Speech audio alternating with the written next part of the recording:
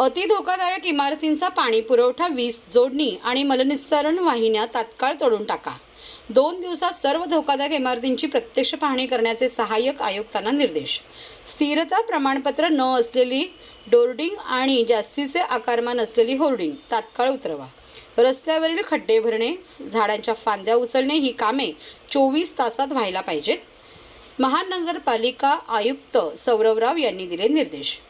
महापालिका क्षेत्रातील अति धोकादायक इमारतींपैकी व्याप्त असलेल्या सर्व इमारतींचा पाणी पुरवठा, वीज जोडणी आणि मलनिस्सारण वाहिन्या तात्काळ तोडण्यात याव्यात. तसेच रहिवाशांच्या जीविताच्या सुरक्षेच्या दृष्टीने त्या इमारती लगेच रिकाम्या कराव्यात, असे स्पष्ट निर्देश महापालिका आयुक्त सौरव राव यांनी सर्व सहाय्यक आयुक्तांना दिले आहेत.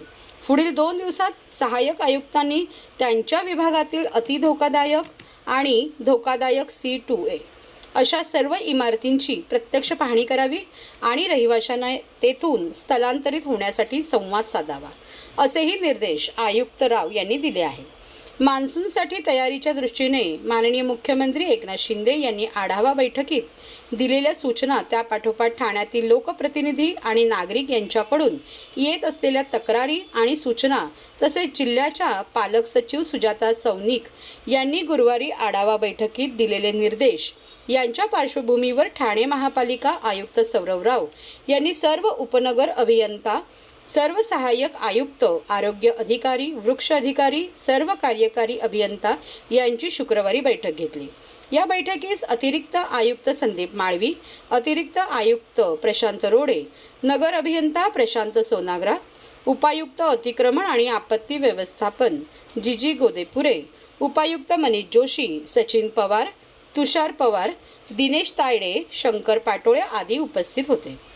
महापालिका क्षेत्रात एकूण 96 अति धोकादायक इमारती C1 वर्गवारी आहेत. त्यापैकी 37 इमारती व्याप्त आहेत. त्यात नौपाडा आणि कोपरी 27, माझिवडा 1, उथळसर 3, कळवा 2, मुंब्रा 4 अशा इमारतींचा समावेश आहे.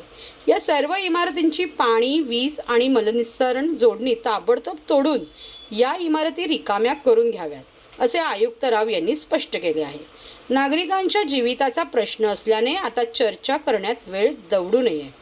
नागरिकांची समजूत काढून त्यांना सुरक्षित स्थळी जाण्यास सांगणे हे अतिशय महत्त्वाचे आहे. पावसाचा जोर कधीही वाढू शकतो, याची जाणीव सगळ्यांनी ठेवावी, असेही आयुक्त राव म्हणाले.